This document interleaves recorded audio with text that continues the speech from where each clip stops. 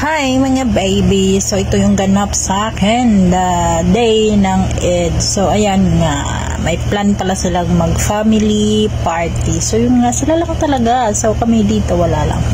So ito nga, may mini pool sila dito at may slide pa. Ang cute niyan.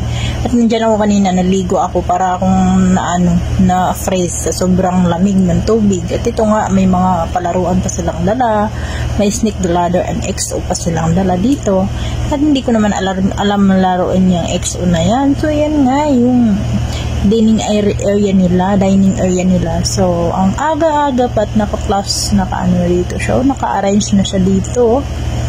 So, yung kain nila is mamayang 10 or 11 pa. Pero ito wala na, naka-ready na sila. So, yun nga, ang ganda lang kasi ng pagkalagay. Arrangement niya.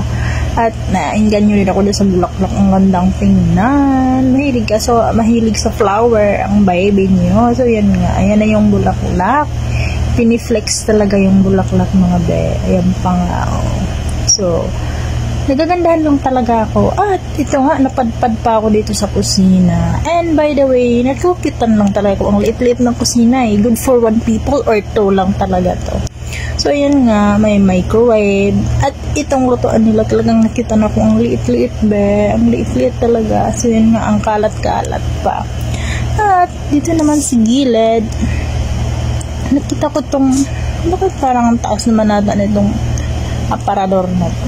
So, ayan nga. Dahil nga, isa tayong ignoranting babae, susubukan natin yung buksan ng laman. Baka merong gold. Joke lang. So, ayan nga. Ang tigas pa. Ay, be. Hindi pala siya, aparador. It's a frigidaire na maliit. Yun yan. Kasi, walang sa atin eh. Kaya ganon. Yeah, joke lang. So, yun nga. Naliliitan lang ako. Ang cute-cute lang talaga. At namamangha ako dito sa cute na frigidaire na to. O, ayan. Pinuksan pa ulit. So, yun nga. Hanggang dito na.